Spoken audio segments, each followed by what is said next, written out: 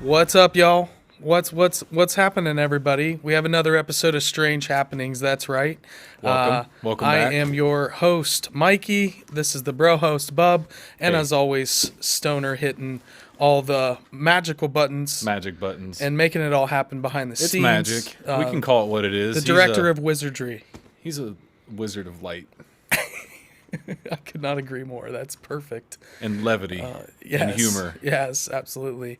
This week's been fun. Yeah. Had an awesome stream Tuesday with the Hollow Sky Boys. We did, but that's what we And kind of wanted to thank everybody that stuck around through that. We did have some audio issues. It was noted. I didn't know about technical it difficulties in live stream. Mike knew about it. I had no idea. I was just really dialed in, and the ADD was strong that day, so I was in the conversation.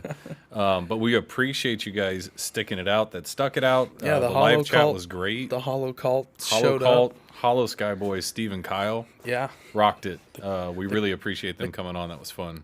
yeah, that was a good time. So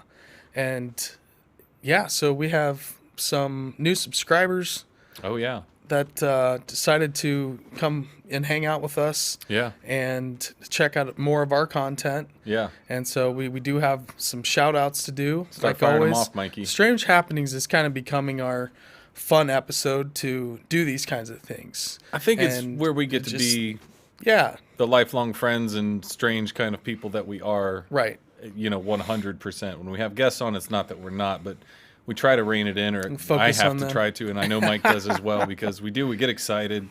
So we're still learning on that and trying to work on it, but we hope you enjoy it. But yeah, the strange happenings are strange to us. They're strange happenings that are happening to us, and we're watching. We can see people listening and watching, and we're going, they like this. That's crazy. Like, we didn't know. We just started doing it for fun. So we appreciate you coming along. But why don't you start on the shout-outs? I want to hear you go through this list. So we got new subscribers on YouTube. Who's your number one? We've got Todd Toby, everybody. Todd Toby. Hello, Todd. Welcome to the Strange Road. Yeah, welcome, Hitchhiker. Third Eye Seeks. So Third Eye Seeks is someone that Bub has been talking to on Twitter. I had a great Shout Twitter out to space, him. last night with him. And had a cool conversation, which I'd never even heard of Twitter Spaces. Sorry, It's like a public town hall that you can throw on digitally on Twitter at any time. Like, you can invite anybody that's in your follow list or not, I think. I don't know if it's exclusive to that, but you can pull anyone in. So I've listened to John Stewart do one. Like I said, I was listening to Kim.com in New Zealand last night do his, and it's just kind of fascinating that you can get into these conversations that happen real time. That's why Twitter in general is kind of a real-time pulse of what's going on in even a text format. But when you can get in and just listen, it's wild. It's a lot of fun. So, if we're ever on we do those, check it out. It's usually me, or I'll show Mikey how to do it. Maybe he'll pop on there, or Stoner as well someday. I have a Twitter account. Doesn't get used. You should start using I can, we can start hopping in. That sounds like a good time to me. Yeah. How many people can talk at once? I mean, Is theoretically, there, voice. it'd get garbled, but I mean, I don't think there's any limit. Oh, okay. I mean, you could have everybody shouting at I would once. just be in Usually, there there's listening. a context of if it's you and I doing a Twitter space. Yeah. Other people see we're doing it. We could ask them to join.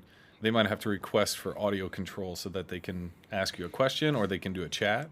It's really, it's really wild. I learned about them maybe a year and a half ago, so I'm still fairly new with them. Yeah, cool. But they're really cool. They're a great way to be able to engage quickly and meet a lot of different personalities and different thought paths out there, because there were multiple people talking in it last night. Yeah. It was great. It was a lot of fun.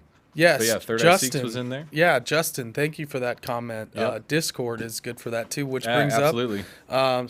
We've been chatting about how to integrate Discord into what we're doing as well. Integrating a lot of things. Yeah, so we're at the. I think we're about a lot. We're gonna start kind of exploring.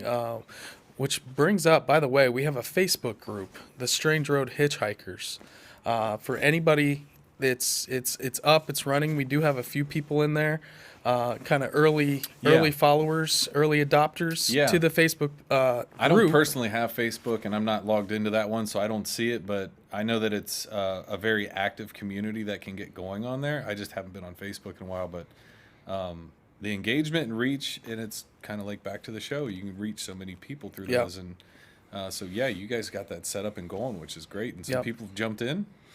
Yeah, a few. So Nice. just letting Nice. people know that's up now. Yeah. You Open know, for we have, business. Yeah, absolutely. Come in and say hi. Justin's in the chat. King and Queen, what's happening? Michael Downard here is using my girlfriend's YouTube. Hey, Michael. Hell yeah. That's What's great. happening, Michael? Yeah. I love it. What about Jojo McGeejo? I still love that name from last one. Yep. Jojo, new subscriber. Umdimat. I think that's UMD Matt. UMD Matt. Okay. University of Maryland Matt. Or Could be. University Doctor Matt. We'll figure it out. Philip Hawkins. Philip Hawkins. Local legends. Burton Moran. Hey, what's up? Burton's been hanging out on a couple of our streams. He's got a YouTube channel as well. Yeah. You guys should go check out. Absolutely. Local legends. And he's got like we're going to talk to him at some cryptid point. videos. Have to get into the cryptids with him. I want to pick his brain. Oh yeah, absolutely. We've got Ronan Art Music. Ronan's from Twitter. What's up, Ronan? Crucieth Maximus. Crucieth Maximus. Should have you read these. Mark Barnett, Silver Stimmel, and Crucieth Maximus. Yeah. There, I got it that time. Nancy Miley, Joanne Lockley. Yep. Autumn Kennard. Dave Bolenbacher. Hey, what's Dave up, Dave? Bolenbacher. If you're watching or if you check this out later or listen to it later, what's up, Dave? David. Necromechanimal. There you go. Wow. That was good. Okay. Good. You want to do the Did next one? way better. Yeah, sure. M. Not just the letter E-M-M. O'Brien. Yep. Flux capacitor. What's up, Flux? What's I think up, Matt? we know who you are. I know who you are. Ryan Ainlay. You know what? You do the next ones. I want to hear these. Bill Grabowski. Cool. All right. Scoundrel Ruffled Feathers. That's a good one. And Ziggy Dan, Ancient Stonemasons Mysteries. Check his YouTube channel out, too. He's another one I caught up with on Twitter. Okay, cool. And that's what I'm saying. Like, it's wild. We have so many different avenues to connect with different audience members or potential, people to talk to or just, bounce ideas off of. And it'll be somebody on Instagram. I'm like, I don't really use Instagram. And then you're like, I don't use Twitter that much. So, what we do best, I guess, as far as our social media consumption or what we used prior to is really, I don't even go on my personal Twitter anymore. I don't care about, I watch some GameStop from here and there. But I don't really go on my personal anymore. And it's all like Strange Road related, which is really cool. Yeah. So that feed is all I'm getting. Yeah. Anymore, Thanks basically. for taking that one up. Cause I love it. I don't, it's just another one of those things that I just can't, couldn't crack. You weren't down with the Twitter. We just weren't posting enough, and but since you've taken it over, it's been blowing up. So that's been great. It's very engaging. It's like running. You have to do it all the time. Yeah. If you stop running for 6 months, not all of your gains, but a lot of your gains are gone. And what I mean by gains is people actually care to see what you're posting. Yeah. Consistency, like anything else. Yeah, and I mean, mostly what I try to do is just bring awareness to what we're creating at the moment because I don't really have. I mean, I have my own opinions, but that's not what this show is about necessarily. It's more about we want to hear the opinions when we have guests and et cetera. But this is kind of our own opinions, our own interest, I would say, is how Strange Happenings kind of cultivated. But, yeah, I would agree. That's our shout outs for the week. And again, we appreciate everybody subscribing to the YouTube channel, hitting the notification bell. You'll know when we go live. What else? Going to Twitter, Instagram, at Bub Ranley on Twitter, Bub_Ranley on Instagram. Mikey, I know you're on Insta. Yep. That's all in the show notes. Yep. Contact us. Check us out. Check out the podcast on all the podcast platforms too. If you have a road trip where you need something for some stimulation, hopefully we can do that. Yeah, we're getting a lot of listeners on the audio platforms as well. It's wild, yeah. So, it's really fun. Yeah, thank you, cool. Everybody. So you want to hop into this, Bub? We've got some strange happenings to cover. I know my favorite from the last one was the Havmasov story and the Paiute. I almost couldn't sleep. Yeah, that was... I was so excited. I think that one so far is the heavyweight champ. So let's see if we can top last week's strange happenings. Yeah, I'm gonna go on a walkabout to find more Paiute stories of the Havmasov. Believe we need to have a part 2 or maybe do a whole episode on it. Yeah, find somebody that knows a lot about it. Yeah. One thing to mention about the strange happenings and what we cover, there's a lot that goes on in a given week, day, month, year, etc. If you're out there watching and you have something that you think we should check out, throw it to us on a social media platform. send it to us in an email, whatever. Get it to us, because we're doing this collectively between the three of us to come up with titles and articles and what have you. So we're open to we've had all some kinds of topics. Fan input Yeah, a couple times, which has been the most fun, is highlighting some. I feel like a bloodhound when somebody does it. I'm like, what'd you do? What'd you say? Have missives. I'm on it. I'm going right down that road. First one we got comes from the Wizard Stoner. Claim of mammoth bones brings treasure hunters to New York City River. This is from the New York Associated Press. Ask people what you might find buried in the muck at the bottom of New York City's East River, and they'd likely say a mob boss before thinking of mammoth bones. But several groups of treasure hunters have taken to the waterway in recent weeks after hearing a guest on comedian Joe Rogan's podcast claim a boxcar's worth of potentially valuable prehistoric mammoth bones was dumped in the river in the 1940s. Now, despite a lack of evidence to back up the story, treasure seekers using boats, diving apparatuses, and technology like remote-operated cameras have gone searching in hopes the murky waters are hiding woolly mammoth tusks. Quote, I think the chances are just as good as a lottery, and people buy those tickets every day, said Don Gann, 35, of North Arlington, New Jersey. He's a commercial diver who's been out on the water since early last week with his 2 brothers and 2 workers. So he's got a small crew. And he's heard of these, mammoth bones, and he's like, I'm game. I'm going after that. It's like, hey, buddy, why not? Who knows? Mm-hmm. Sometimes where there's smoke, there's fire. This is hot right now. Mammoth bones and Pleistocene animals are just being uncovered, the melting of the ice caps. And some of the... I think it's just time and distance. Well, technology. We're like those little spore fungus molds that we keep going to more space and more space, and we keep exploring. Like, there's a lot of space to still kind of re-explore. Yeah. And, John Reeves bought that property, the guy that they're referring to on that was on Rogan, he was prospecting gold and oil and had just bought that land, and it's 5 acres. Yeah. Which relatively isn't that big of a piece of land. When you're talking about Alaska, just like millions of acres, or is that it's just wild how big it massive. is. Have you ever seen an image of the state of Alaska in the center of the United States? It's massive. It's a big state. It's huge. Been there. It's impressive. And to have that little 5-acre piece, which, they know that has that big of a yield. It seems as if a giant flood came through and carried all those animals there and dropped them. Oh, really? So when the waters Uber Eats of this mud and muck, because they're down in this like boggy muck, and so as the temperature's warm and they start digging down in there to prospect, these bones start popping up just in this muck, and so they think that this was this huge this flood essentially, which goes into a lot of the stuff that people have been talking about. About the Younger Dryas and this impact and potential. So it's starting to connect the dots. But it seems like they were dropped there in this 5-acre piece. When the water stopped moving, boom, all these animals are all mixed up together. Yeah. When we went out west a couple of years ago, we went camping, etc. But we went to a woolly mammoth active dig. And like you go in and it's like 30 or 40 feet dug down and you can see into the pits and they're pulling those bones out, right? Wow. But you can see in the dirt and the mud of the time when they walked into these, what had happened was the ground was basically mucky, muddy, what have you.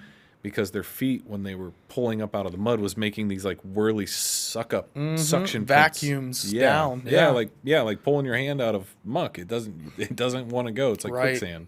But it makes these impressions in the ground, and they could tell that's why all of these bones in this particular pit I was at, why the woolly mammoths were there in general. So it lends credibility to that thought. You know what that reminds me of, though, sadly? What? Is the never-ending story. Oh, God. When Atreyu loses Artax in the bog of sadness or whatever. Jesus.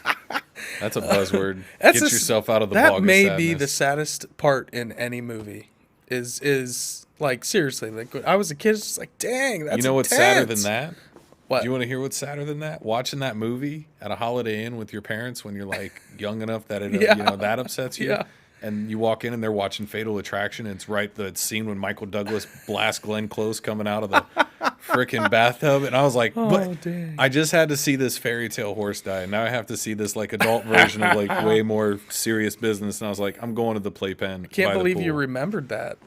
Like, it left an indelible mark. Exactly. It was very unforgettable. Yeah. But it was, now it's comical. But yeah, I didn't like that movie.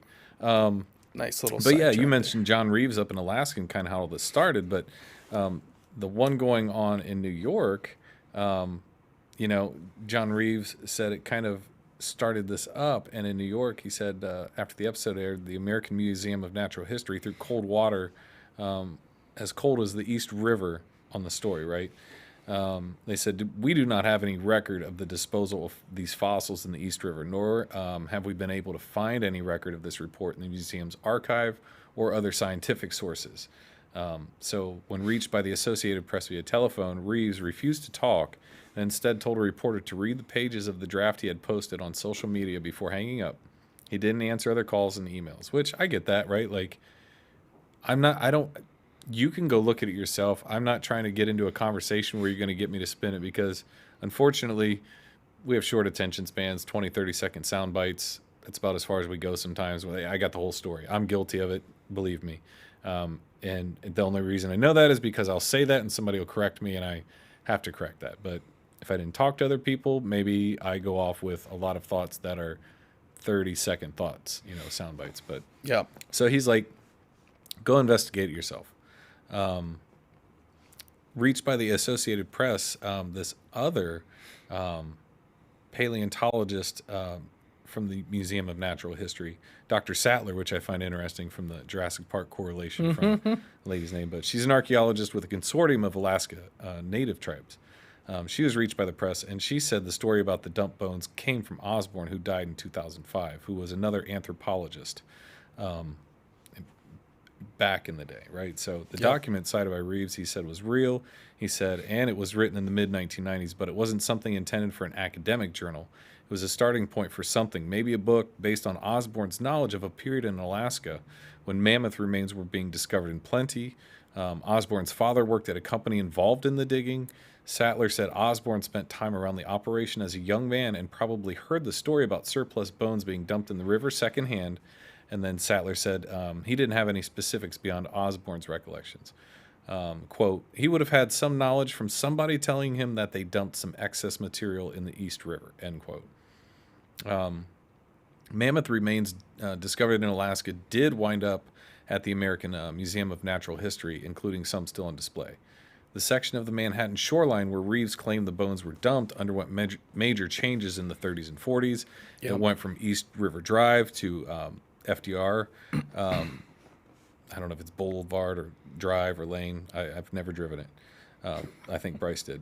But there was questions raised that, if the bones were dumped at this time and it was transitioned into this, more major highway, how are they going to get away with it? Divers have been going in, they haven't found anything. And the Don Gann, the gentleman that started this off, that's actually actively doing this, he's like, I might find something, I might not find something, but if I find something, and it's dirty, dude. That river, I'm not swimming in that water. No, the East River is, how many big giant cities connect into that waterway? It's ridiculous. Like, you would not want to be scuba diving looking for mammoth bones in that river for long. I think I'd get like a little remote control robot or something. The next little headline that I came across I thought was kind of cool, and this still plays into the kind of dovetails into woolly mammoth, Jurassic Park kind of, fossil world. Yeah, science is pushing. We keep finding things. It gets me concerned. We're going to start making dinosaurs of our own. But it says researchers believe they have found a rare fossilized dinosaur embryo, and this is from January 13th of this year, Friday the 13th. The Geological Museum, known as, I can't pronounce, in quotes, Boxtel in the Netherlands, is scanning ancient dinosaur eggs in the hope of finding a fossilized embryo inside. And it says that they might be in luck. The museum curator, I can't also pronounce your name, I apologize, thinks that one of the eggs shows promising signs of containing an embryo. It's great news because less than 10 of these objects have ever been found worldwide. Millions and millions of years, we've got at least like 10 of these, right? Around 10. That's pretty wild because an egg is not something you would think would make it. It's not an ideal candidate to become fossilized. It's very fragile. Well, it's like if it's a lot of liquid inside, how Right. that's not going to get fossilized. But if there's a developing zygote and beyond, Yeah, into and it the actually embryo, so has that's a little wild. bones, that can mineralize. And yeah, I didn't you would think have, about that. Maybe like I mean, a if it's a stillbirth developed egg that it's a didn't developed birth? egg. Yeah, absolutely. Oh, I don't know. I'm wow. not smart, but I mean, just from what I understand about how the process of fossilization Right. and petrification, the time it takes to do it and layer in the sediments and minerals. there's got to be stuff to mineralize. Sure. There has to be like Well, that's wild too. If we're talking dinosaurs and they're dense material. Bird-like, in retrospect, a lot of anthropologists and paleontologists looking at these extinct animals. Yeah. Now we don't think of them as much as reptilian. We think of more light, kind of like bird-like almost, right? So Yeah. that's kind of impressive. But they're probably fairly big eggs too. They kind of look like the Game of Thrones dragon eggs. Now, if that this the House interests you, Targaryen we has. actually know someone that has dinosaur eggs. We'll talk about it more off We air. do? Yes. Do I? Yes. Great. You just don't know about this particular thing, and I'm not going to talk about it because he has a lot, and they're duckbill platypus. Shut the front or and back duckbill door. eggs, duckbill dinosaur eggs. Really? This is great news. Yeah. So, but this person, I don't Obviously, think we're not going to be able to share it with you, maybe ever, but maybe we can at some point. I don't know. I'm not saying that for sure. I'm just saying I don't know. But yeah, for me personally, that future helps. episode. Yeah, that's crazy. That's really cool. Further on beyond that, they just said the egg would be brought to Switzerland, where it's going to be studied for further research, and it's all aimed at the development of that embryo, like Mike was saying, while still in that egg. So kind of seeing that process. Maybe that's a snapshot. I'm sure that they don't have a very clear picture on. So that just goes to show you too. Still missing such big gaps in an area where we think we know everything about dinosaurs. We know very little about dinosaurs, right? Right. What you got, Mike? It's wild. Love it. So the next one is, again, kind of this cave art. I think every episode of the Strange Happenings that we've done, there's been some kind of petroglyph or cave art or pictogram. So we're going to kind of stay in that vein because this stuff is, I think, under research personally. We have some really weird petroglyphs in carvings in Ohio that looks like a little Tasmanian devil. Yeah. Kyle, what's the name of that again? Stoner? The Leo petroglyphs. Thank you. That's cool. Flux capacitor, What's welcome. up? David Burke, welcome. What's up? Late to the party. What's up, guys? What's up, man? Yo, flux capacitor. 1.21 gigawatts. Gigawatts. All right. So the American Southeast houses nearly 100 caves. Caves have been popping up a lot lately, too. Decorated by indigenous people. When using 3D visual tools to map one of the most famous caves, archaeologists stumbled upon an extraordinary finding. 5 huge figures carved into the ceiling of the cave, so faint as to be invisible to the naked eye. The images range from 3 feet to 11 feet long, Nice. making them the largest known art figures in North America. Just like, wow. More than 1,000 years ago, Native American artists lay on their backs deep in a cave in present-day northern Alabama. They started to etch into the mud on the damp limestone ceiling above them. With only 2 feet of distance separating the cave's floor from its ceiling, these ancient artists could never step back to appreciate their images in full. However, thanks to 3D imagery, we can. See, you ever watch Roa paint one of those big, giant murals? He does it really close up. I don't know how you do that. Because when you know you it at watch scale. You someone- know it at scale.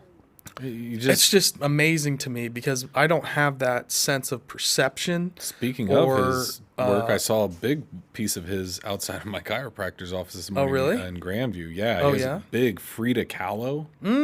It's I think I've seen photos of it. 15 feet, 20 feet high. Okay. You're not going to miss it. Drive Wow. right down 5th. Yeah, that's amazing. It's really cool. It's on the right hand heading west. Yeah, so when you drive in, like where my wife's family's from, you take in Toledo, you get off on this exit, and as you're coming down, it's this old industrial silos that had just been sitting there abandoned, going into East Toledo for a long time. And that guy just built all of these things are huge, bro. And there's like 6 of them. He painted all 6 to come together into one piece of art on this giant scale.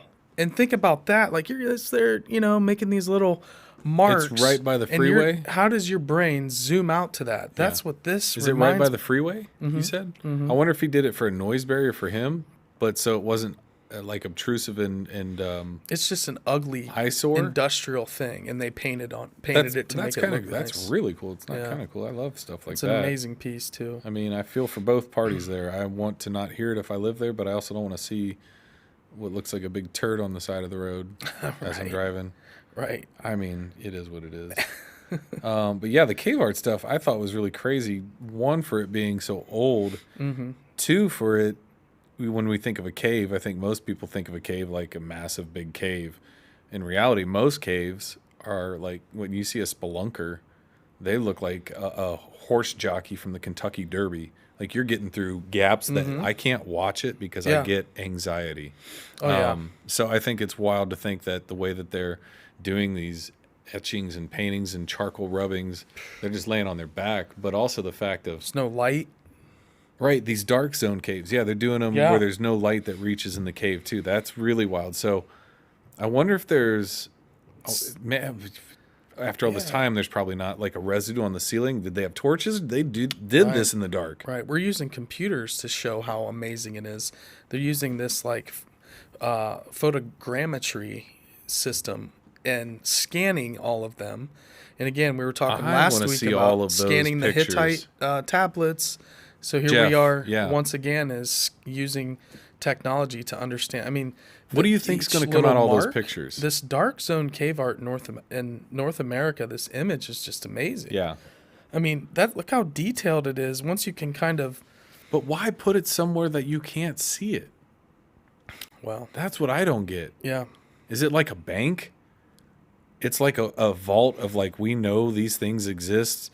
Go put them in the cave that nothing can disturb it type thing. Because it's strange. You think it would be on a glyph outside on the wall where you would etch it into the side, or I don't know. I mean, maybe that's more difficult, obviously, to go about it. They were impressing it in the mud on the ceiling and again with the soot. But, we did the article where it talked about the art where the amateur woodworker, he was a woodworker, but he was an amateur archaeologist. He discovered the language in it of this animal is going to be pregnant at this time in this month in the calendar system.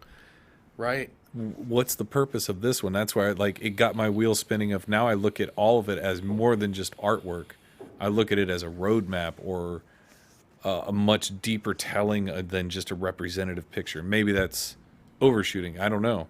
Right. But it's wild.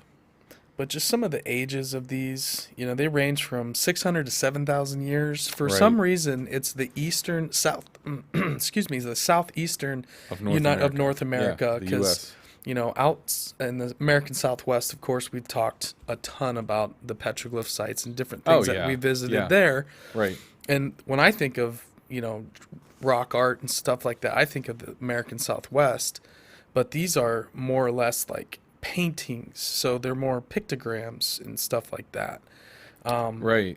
But again, I don't know that they've really processed all of them, right? So we might find out a lot about this in the coming years or months, but it seems like long it takes. Really unique style that you just don't really see. The styles are all kind of similar. There's a lot of the spirals and the geometry in the American Southwest, and you see a lot of the handprints, which we've seen at many, many sites. Right. And we were told that that's them walking around feeling for an energy spot. Or that's kind of like the spot. Yeah. Everybody like comes this up and puts their hand on it. Like X marks the spot. Yeah. Sure, like, sure. Come the up oils in your hand on the rock over time will definitely it's a marker. Soak into it. So the cave is located on the tribal homeland of the Eastern Band of Cherokee Indians. The cave houses one of the richest cave art collections in southeastern North America, with hundreds of images and abstract shapes serpents, insects, birds, and anamorphic figures.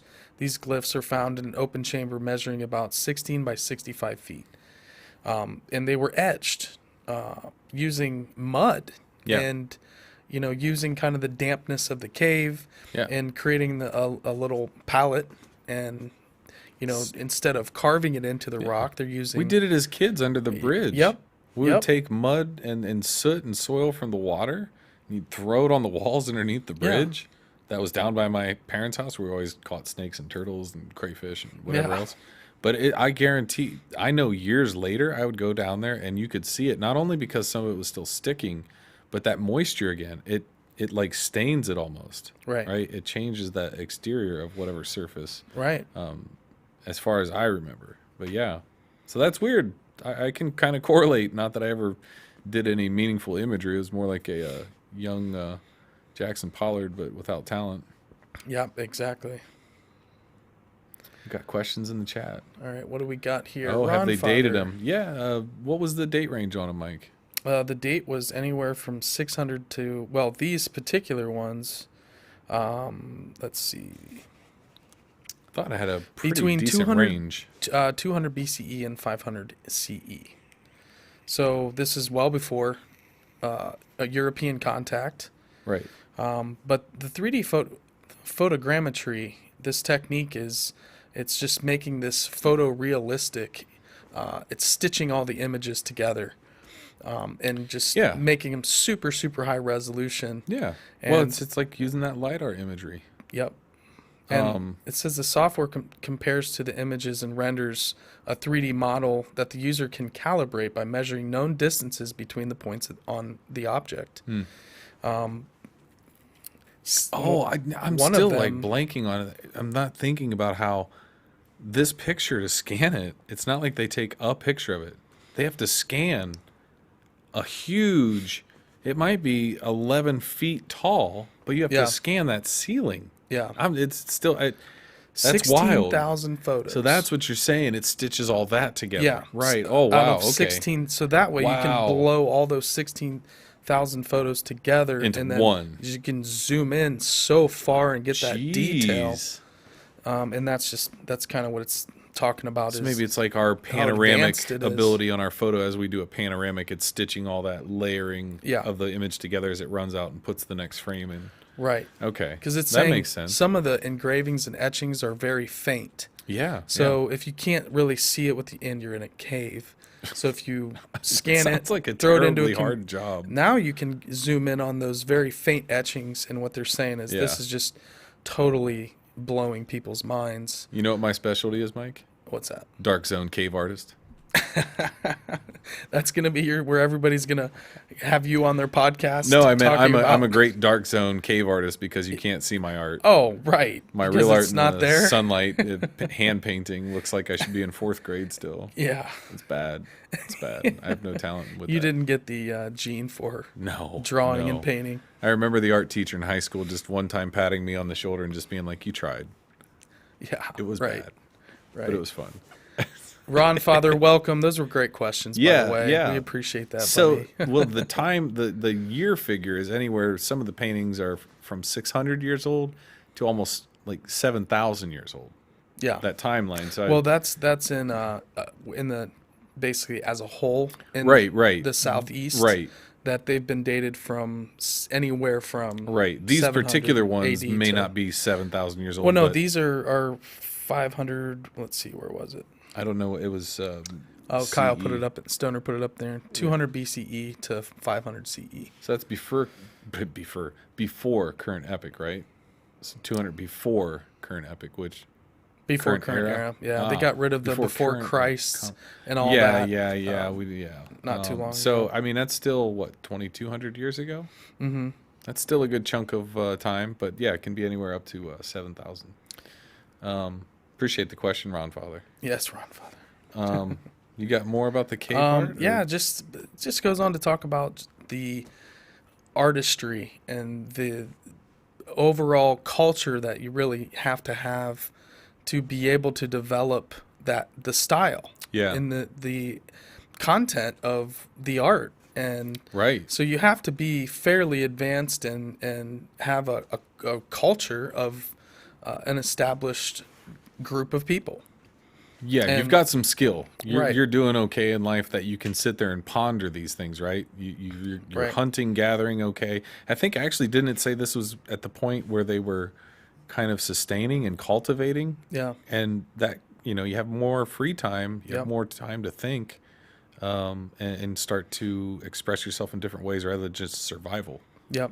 That's interesting. Yeah, but it goes on to say we do have some clues as to why cave art exists. Native Americans modified their landscape to connect to the supernatural realm. For example, they built mounds to ascend to the spirits of the upper world. Decorated caves could be their way to descend and connect with the other half of the supernatural world.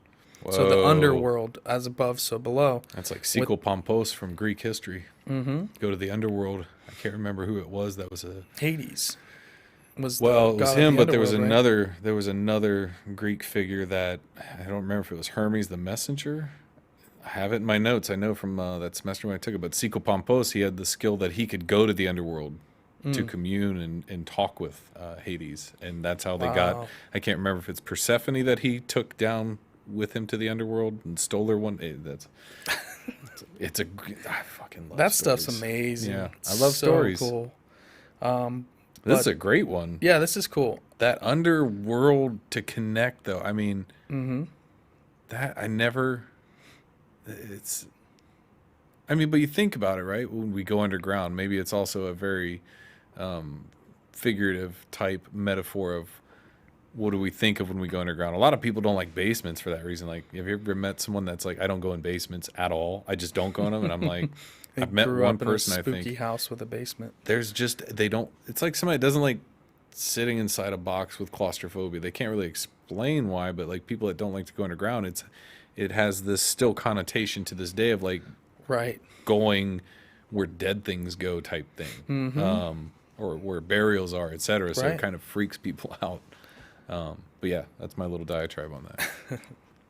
But basically what they say is the shape, size, context, how much care went into the creation of these really just tells a lot about how important they were to this story and how much time it had to take. I'm excited. In a group effort that it would take to, it's just like shows how much passion in their culture they had to do something like this. Right. And they're just huge. Again, this would take time.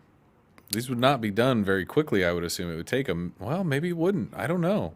Who knows how good they got at it if they perfected it outside and then brought it indoors or, drew it out on the ground or whatever way that they had to have that ability to translate it into that dark zone cave. That's wild. Pretty much to sum it up, they had to have some sort of communication with other people as well.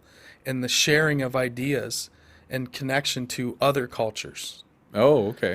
To be able to get to the point where they're doing something that magnificent, like this dark cave. Yeah. This dark cave art. Yeah. Makes me think of the people that can solve a Rubik's Cube behind their back, and I'm just like... Did you ever see the juggler Rubik's Cube folks? Stop. That's not real. Yeah, they have competitions where they're juggling three and flipping them with their hands. That's not real? It's real. Look it up. YouTube. Can you get a job for doing that? Before we go down that rabbit hole. Okay.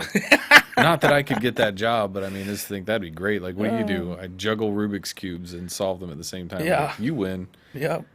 I don't know what you win, but you're going to win something. The next one is kind of a fun one. 8 secret societies you might not know about. I wish we had the clip from So I Married an Axe Murderer. Now, this isn't, the Kentucky Fried Chicken. Colonel Sanders. Wee beady eyes. And these aren't the secret societies that, we're not, this isn't the Illuminati here, folks. No, we have elk lodges and, kind of, which you can drive down we grew up around them too. Middle America, Little Ohio, and see elk lodges still in little towns. Elk and Moose Lodge. Yeah, the Moose Lodge, absolutely. It's a hangout for guys back in the day. Knights of Columbus. Yeah. Where, every wedding it's a social club at a level. Yeah, yeah. This isn't Skull and Crossbones. This isn't the Bohemian Grove. This isn't, the cremation of care with Moloch. We're not going that hard in the paint just yet. but we can later on. But we're gonna. And this is like the Lucky Charms of the secret societies. Oh yeah. We're not going to spend a whole lot of time, but I it's thought fun. this was so. This is kind of because I remember when this happened. Bring it There was on. a lot of conspiracies on Reddit. This is during the whole like Pizzagate crap that was going on, and Pizzagate stuff, and the 2016 election. You had people just going nuts. Podesta, Abramovich. This is a lot of strange stuff. Pre-Epstein, all that stuff, but we can't go there. By their secret name, secret societies inspire curiosity, fascination, and distrust. Voldemort. When the Washington Post broke the story in 2016 that Supreme Court Justice Anton Scalia, Judge Scalia, right, spent his final hours in the company of members of a secret society for elite hunters, people instantly wanted to know more about the group. The fraternity in question, the International Order of Saint Hubertus, was incorporated by Count Anton von Spork in 1695 and was originally intended to gather the greatest noble hunters of the 17th century. Real quick, do you think that guy missed his mark in life? If he would have invented the spork and his name was Spork? Just saying. You blew it! Yeah. All right. Sorry. So he blew it. We have the greatest noble hunters of the 17th century, particularly in Bohemia, Bohemian Grove. Maybe there's a connection there. And Austria. Good beer, too. And countries of Austro-Hungarian Empire ruled by the Habsburgs. Now, the Habsburgs... I don't know a lot about them. So I got kind of hooked on useful charts on YouTube. It's these this guy makes these amazing charts of royal families, of... like how the Vikings became the kings that were in Russia, and never heard that. The origin of this and all of the who married who. So it just goes down their family trees. David Icke bloodline and deep dive. Yes, and the Habsburgs pop up all the time as this really old high name that's connected to all the kings going and the monarchs of Europe. So the Habsburgs, according to its official website, after the organization denied membership to the Nazis, notably military leader Hermann Goering, Hitler dissolved it, but the order reemerged after World War II, and an American chapter was founded in the late 1960s. Okay. Isn't that interesting that the Nazis dissolve it, started this fraternal order, comes back in the 60s, comes back in the late 1960s? That's a weird connection. When did JFK go down? 63? I think it was 63 or 4. Yeah. Maybe we'll throw a little fuel on the fire. Oh God, the Habsburgs are back. They've come again for the crown. Yep, the throne. But I don't know. I mean, don't get me wrong. I think there possibly are some wild groups out there, and a lot of them are known about already. Right. But I had never heard of any of these. Oh, look at that. Worldwide People Hunters from the movie Hostel. Yes. And there's also a movie kind of like that with Ice-T. I don't know if you've ever seen this 90s movie with Ice-T where he's like a homeless guy, and they start recruiting him. They give him clothes and buy him stuff. And they invite him out to this hunting lodge and then set him loose in the woods. And they're hunting and him. all these dudes hunt. They're hunting him. I can't remember what that's called. It was a book we read when we were kids in school called The Deadliest Game or something. It was the same thing about somebody being brought to an island of some eccentric, wealthy billionaire or something like that, and they're like, "Hey, basically, we're going to hunt you now. We'll give you a day's head start in the jungle." And it's like, what? Yep. But yeah, sometimes truth is stranger than fiction, right? Yep. What's some of your favorite out of this? So some of these are pretty kind of. I mean, some of them are kind of funny. Yeah. Well, we grew up around the first one, the Benevolent and Protective Order of the Elks, right? So we grew up with Elks Lodge back home, Moose Lodge, things like that. Where again, it's basically they're hanging out, they're throwing darts, they're drinking beer on Saturday afternoons. You know what I mean? Yeah, they're not planning the world takeovers. But most of these have connections to going back to the Revolutionary War, where people started banding together in secret to, run operations, to run, obviously the Freemasons are well known for nine of the signers of the Declaration of Independence were Freemasons. Right. So you have kind of these smaller secret groups that are in maybe these little towns, and they're pitching in and they're making ammunition, or they're making clothes, and takes a village. Right. So this one's interesting, but it's claimed members and officers that is one of the most thriving secret societies among Afro-Americans of this city. According to the nonprofit African American Registry, the Fraternal Order was founded in Cincinnati, Ohio in 1899. After 2 black men were denied admission to the Benevolent and Protective Order of the Elks of the World, which is still popular today, and despite questions raised on discriminative practices, now allows any American citizen 21 years or older who believes in God to be invited to join its ranks. Okay. The 2 men decided to take the order's name and make their own club around it, formerly called the Improved Benevolent and Protective Order of the Elks of the World. The order was once considered to be at the center of the black community. During the era of segregation, the lodge was one of the few places where black men and women could socialize. The Pittsburgh Post-Gazette wrote, in recent years, however, the Post-Gazette commented that the secret organization has struggled to retain its relevance. Still, the secret society continues to sponsor educational scholarship programs, youth summer computer literacy camps, parades, and community services as well. It's like a Rotary Club. The Shriners. It's like a Rotary Club. The Shriners Club. are kind of your bigger, they have hospitals. Yeah. So this is some of these kind of they kind of merge into goodwill efforts. Yeah. Yeah, like I said, Rotary Club, what have you. But I think the name change is great. Yeah. It's like getting, bid over by $1 on The Price is Right when you say like 900, the next contestant's like 901. Yeah. They beat them out. I love it. Right. I love it. It's cool. The Independent Order of the Oddfellows. Perhaps one needs to be a member of the altruistic and friendly society known as the Independent Order of the Oddfellows to know for sure when the club first started. But the first written record of the order comes from 1812. However, and its references George IV, even before he was named Prince Regent of the United Kingdom, George IV had been a member of the Freemasons, but as the story goes, when he wanted a relative of his to be admitted to the society without having to endure a lengthy initiation process, the request was empathetically denied. George IV left the order, declaring he would establish a rival club. Oh. According to History of the Independent Order of Oddfellows, published by the Philadelphia Evening Telegraph in 1867, the official website of the order, however, traces the club's origins all the way back to 1066. Sweet Jesus. Regardless of how it first started, it's fair to say the king got his wish. The Independent Order of the Oddfellows is still around today. Never heard of this. And the club counted British Prime Ministers Winston Churchill and Stanley Baldwin among its ranks. The Oddfellows, as they call themselves, are grounded in the ideals of friendship, love, and truth.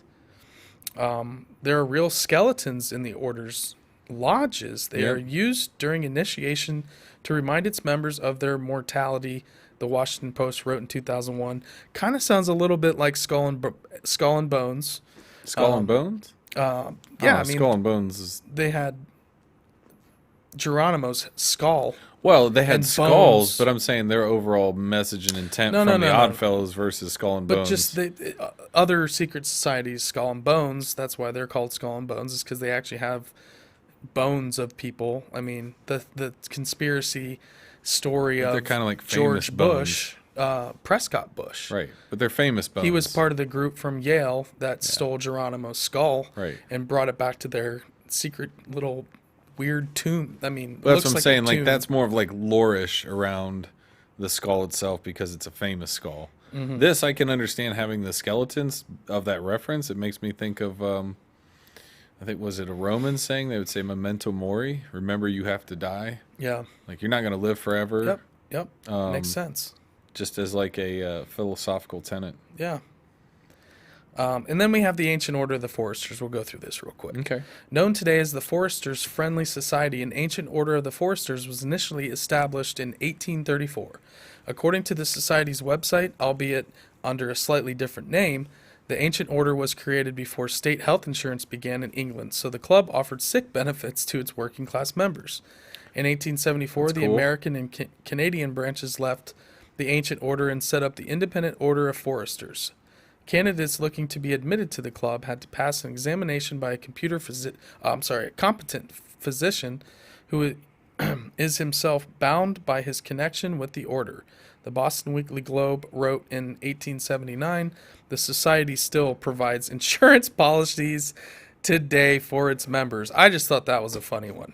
Yeah. No, and I mean, this is only highlighting 8 of them. Who knows how many there are? Yeah. I mean, there's tons. Think of an order like a Reddit chat room now, or a Reddit board, right. or Super Stonk, or right. That's what it is. 100%. A Discord chat. Wow.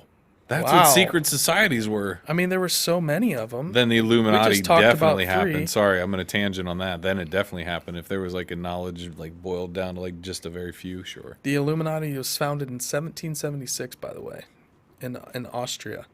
It's kind of a weird date, huh? Huh. That's strange. But did you want to grab this? Did you want to do the Pentagon's reports? Yeah. This is there's been a lot of This- news lately about the UAPs and information and whether or not the Tic Tac UFO incidents really happened the way it did, and was reported now. Hey, what's Patricia, what's happening? Oh, what's up? Hugs from Brazil. Wow. Oh, thank you. Thank you. Appreciate that. In this profile of mine, I have videos of UFO sightings filmed by me. Oh, wow. Patricia, that's incredible. We'll be checking those out. Yeah, absolutely. Thank you for the heads up. Don't be surprised if we pull those in next It's week. unbelievable. Yeah, we're gonna need that bookmarked. Take a screenshot of that. Yeah, absolutely. But yeah, post that link in the comments section. Yeah, going to her point of having videos of UFO sightings, great, because I want to see them. But also, what about all the ones that they're now trying to say, oh, that wasn't really a UFO in the Tic Tac video, and it wasn't operating? They're trying to kind of walk that back now, and I think the cat's kind of out of the bag, and not so many words. Finally, to the point that even if you don't really believe, you're like, what, they got to report. So there's something going on, even if it's not aliens, right? And I think that's the final straw of where it'll get pushed to, and we got to figure it out. Right. But yeah, the report says from 2022, the Pentagon official report said there were several hundred unidentified flying objects by the All-Domain Anomaly Resolution Office, the Brand new. AARO. Right? New Pentagon office set up to investigate UFO reports. You didn't have one for all this time? It was set up in July Didn't have one for all of this time? 2022. Well, they did. That was the ATIP program. That was more run by the CIA, but official Pentagon. This is an official Pentagon. Well, it's just the front office to tell you, we're going to have to get back to your requests, I think. But We'll maybe see. they'll slow It roll it. just Who started. knows? Yeah, I don't Keep know. the faith for a little while and see if they do well. But basically what the office is doing is it's tracking flying objects reported by the various U.S. military branches, right? So it's actually starting to take the reports from enlisted servicemen and women that are going, hey, I was... What's that? Old and new. Right. So current, and then, Yeah. hey, if you had an experience in the past, we're taking those reports too. Right. And what they're classifying a UFO or UAP as is, quote, anything in the space, in the air, or on the land, in the sea, or under the sea that cannot be identified and which might pose a threat to U.S. military installations or operations. The U.S. military has revealed that UFO reports are now flooding the facility, which was set up in 2022 of July. Sean Kirkpatrick, the AARO office director, noted that none of the reports, old or new, show any actual hint of alien activity, however. So we're not pointing to extraterrestrials yet. When asked to quantify such sightings, he said there have been several hundreds. An updated official report with specific figures on new reports received since 2021 is expected by the end of the current year. The AARO was established upon the realization that military pilots were sometimes reluctant to report UFO sightings as a result of the potential stigma. We've talked about this before in all types of areas of whether it's Bigfoot or the Mothman or cryptid. You don't really want to tarnish your career. If you're military, you might be a career military. Yeah. You want to get in and do your time and get out and, reap the benefits, not throw a monkey wrench in it, by potentially doing that. So it's cool that there's an outlet now for that. But they said the insight came after more than a year of focusing on pilots' sightings of UFOs. So Kirkpatrick says the sudden influx of new reports may be thanks to recent outreach efforts by the AARO.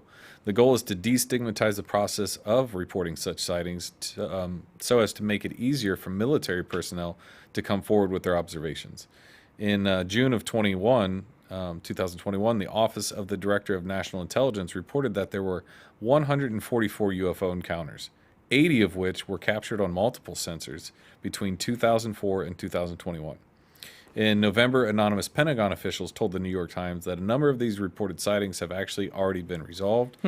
Officials also said many UFO sightings can likely be attributed to relatively ordinary surveillance drones from such nations as China and Russia. Others may be simply airborne clutter, including such things as weather balloons. And I get that. There are things... I've seen a balloon in the sky. I know it's a party balloon. I've seen them happen. Some kids crying somewhere, or somebody's upset and just walked back in the store to buy another one. But you see it happen, and I'm not saying all of them, but there's enough, right? So not everything is a UFO, and having that ability to whittle them down and go, this is unknown and this isn't. But in May of 2022, Congress held its first hearing on UFOs after more than a half a century. Right. I haven't done this for 50 years. Members expressed concern that regardless of whether or not the objects are alien or potentially new technology being flown by China, Russia, or another potential adversary, the unknown creates a security risk for the U.S. itself.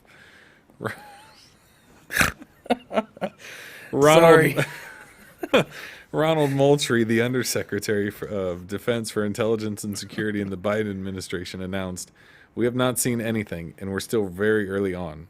That would lead us to believe that any of the objects that we have seen are of alien origin." However, Moultrie added, "Any unauthorized system in our airspace we deem as a threat to safety." That's kind of where they leave it. Yes, we've had these unidentified flying objects, unidentified aerial phenomena, etc. They're kind of expanding the scope to not just flying in the air. We've talked about USOs under the water for a long time, or UFOs coming out of the water. I've heard lots of stories like that. So I think it's interesting. They are it's an official program. That's the takeaway from this. That's a good point. And they're tracking it. It is an official government not much program. Hey, we found this, but they are an official front-facing organization, whether it's bullshit or not, which it could be, like at least maybe there's a chain of process to hold their feet to the fire, which was right, just to prove that UFOs didn't exist. Right. This program could be a little bit more. Well, and by the way, Flux Capacitor surviving the game. Oh, jeez, is the Ice-T movie? I knew. All you had to do is wait. Matt's gonna have that. I love it. Yes. He knows them. Okay, so that one's cool. Moving on, because this one's cool. The potential portal discovered that could be a wormhole in our galaxy, which that's been theorized for a long time. You kind of hear that. Right. You hear that the center of galaxies, that's why they're spiraling. It's matter and energy and everything, light. The event horizon. Being sucked into the center of it. And that gravitational pull is spiraling out, and we're at kind of the end, really. It's like our the eater of worlds. Yes. Pennywise of the galaxy. Is it pushing energy out, or are we a black hole? Or is it sucking it in? Sucking it in. Yeah. Like going down a drain. So recently, for the first time, it turned out that in our galaxy, there's an object similar to a wormhole. It is located at a distance of 1,566 light years from us by space standards within easy reach. Portals between universe or galaxies are theoretically possible. Their existence does not contradict the laws of physics. Albert Einstein and Nathan Rosen stated this back in the 1930s. Yeah, Einstein-Rosen bridge theory, right? A wormhole. Later, several theories appeared in their own way explaining the likelihood of such travel using the so-called wormholes. Right. This is where it gets interesting. One such hypothesis compares a wormhole and a black hole, compares a wormhole and a black hole. The entrances to them as a region of powerful gravity are very similar. Based on the analogy, scientists hope that tunnels in space-time can be detected, including using the Event Horizon Telescope, the EHT, the main purpose of which is to observe black holes. EHT is a complex of radio telescopes located in different parts of the world. With his help, several discoveries have already been made. Last year, he found a black hole in the center of our native galaxy. In general, there are supposedly millions of black holes in the Milky Way, and most importantly, some of them are potentially the mouths of wormholes. So, astrophysicists in the United States and in Germany recently discovered the first such object.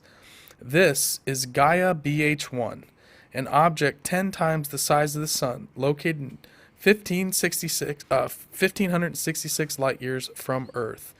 And if you scan down just a hair, you kind of see this visual representation of this wormhole. And, you know, some people say that this is kind of a shape that almost like the energetic body, the torsum field. Oh, the torsion. The torsion field that the Earth has. That's why at the top of the Earth is the electromagnetic flow of energy kind of goes around and around. They flow out of the north and south poles, right? This is kind of like the opposite in a way, but, you know, is the Alaskan Triangle and is some of these places that planes just go missing. Is that a place where maybe that's why Antarctica might have these portals or little wormholes open up and boom, your ship is gone. Your plane just disappears. Well, again, the Bermuda Triangle, superconductors being in cold environments. If the energy does flow like this, that we know the Earth's magnetic energy does as well from the polar caps. Right. That's wild to think about. Maybe that's a reason why, if there are possibly structures down there, right, there's that energy grid going through there. Capturing it somehow. Gaia BH1 has a sun-like star orbiting it. Usually in a binary system, the black hole is fed by the star, simultaneously emitting powerful X-rays, but this black hole does not attract matter to itself and does not radiate anything. Astronomers conventionally call such mysterious objects sleeping black holes. They have never before been found in our galaxy. That's pretty wild. This is either a sleeping black hole or a perfectly suitable candidate for the role of a wormhole. The discovery was made possible by the highly functional Gaia Space Telescope and the ground-based Gemini Telescope. Wow, so they're kind of like triangulating these things with multiple systems, some in space, some on Earth, and they're just shooting these beams and scans out into these black holes. I mean, this kind of technology is getting wild, man. The classical wormhole is represented as a three-dimensional tube in a curved two-dimensional space. This does not contradict general relativity, but most scientists believe that such tunnels are only stable if they are filled with exotic matter of negative energy density, which creates a strong gravitational repulsion and prevents the cavity from collapsing. So it's just this open portal that gravity and all these other weird things are just pushing this thing out and keeping it open. And that's always the science fiction. How do you do interstellar travel? Right. You know, the hyperdrive. Right. That's wormhole travel. Right. So we're getting really, really close to at least just like even understanding the science to be able to do interstellar travel one day. I mean, all these other UFOs and things are coming into, they've figured it out. If they are extraterrestrial, interdimensional, well, that's a whole look at it from that aspect, though. Okay, if we know there's all these wormholes, and some of them operate like these newly discovered wormholes where we're not sure what's happening within them, but we theorize that there's potentially not wormholes, but the black holes, the sleeping black holes, right? Where they don't operate like a normal black hole that we've seen before and we've studied a little bit, right? Maybe they are these wormholes within black holes, right? And if that's the case, there's been the contention before that, you know, UFOs and unidentified what have yous are maybe they are alien in origin as far as it's an alien craft, but there's no one on them. Maybe that's a probe. Scouts. There could be someone on them too. Yep. I'm not saying not, but if we could get to a point where we could develop something that could take that form of space travel, we could put, a propulsion device on this probe and we go, hey, it's kind of like Planet of the Apes, right? You're going to go through this belt and we're going to send you through this wormhole and see what happens on the other side. Mm-hmm. I mean, that would be an interesting day if we can get to that point in technology that we can make something that can go fast enough. I don't know how you would receive transmission signals. I don't know how that would work. That's the part of I don't know like how you when would you do watch that. Guardians of the Galaxy and he gets like a phone call and it's like, how do you have reception from Earth's cell phones up here? Yeah, it's great. But yeah, it's a fair point. It's one of those kind of I maybe I just don't understand it well enough, and maybe it is possible, but it doesn't seem think about. Likely that you can get information back. Yeah. We could probably do it, but how will we know what's happening? We're a long way. I think this is one of those steps where in the right direction. But right now, it just seems like it's so hard for our monkey brains to. Well, what if you sent a relay? Us. I'm not saying anybody else. What if you did a relay of devices that all went to the black hole in stages? And set up little tower transmissions. But just while they're going through it, you have one that sits at the edge of being sucked down the black hole, but then you just have this constant line of pods that are going, and as far as they can get down it, they can transmit to the next pod back up and get that message back.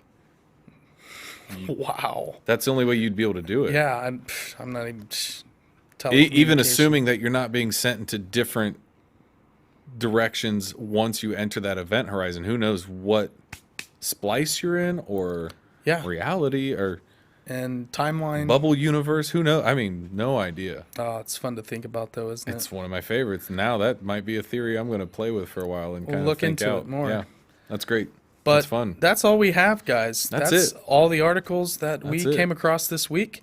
Another episode of Strange Happenings. Yes. I think this one was a good time. We had some fun. Brian Walters joining. My son said that it's like the Nether. What is the Nether on Minecraft? His little boy is picking up what we're laying down, and that is Henry great. Is the man. That's why Minecraft is great. Yep. It's Legoland in 3D and digitized, where we grew up playing with just Legos, but I understand the need to fill that void, and that's awesome. Yep. Great comment.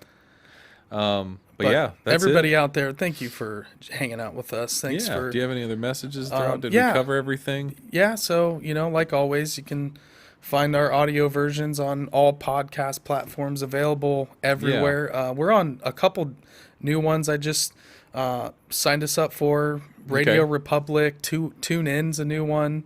Great. Stone's got all of our links up there. You can scan with QR code. That'll lead you to it. This is great. This is part of coming out of beta mode. Yeah, the show. We're getting scaled up. We're getting some more graphics and elements bringing into the show. Yeah. Stoner the Wizard made these for us. Absolutely. But, go ahead and scan those. We're on Instagram, Twitter. This is just so nice that it makes it so easy to. Sometimes you go, I won't forget that show name, and you go home and you're like, no, it's gone. At least I do. So this is cool to just streamline it and be able to make it very accessible. So, hit like, hit subscribe, tell your friends. If you like it. If you don't tell your friends. 5-star rating or bust on That's right. on iTunes in particular, or Apple Podcasts. That's right. And Spotify. You can rate and 5 shiny stars. Yep. Thank you guys and gals and everybody very much. We appreciate it. Thank you, Kyle, the Magic Man Stoner, for the 1s and 2s. Yes. We'll see you guys next time. That's fun. Bye. Bye, everybody.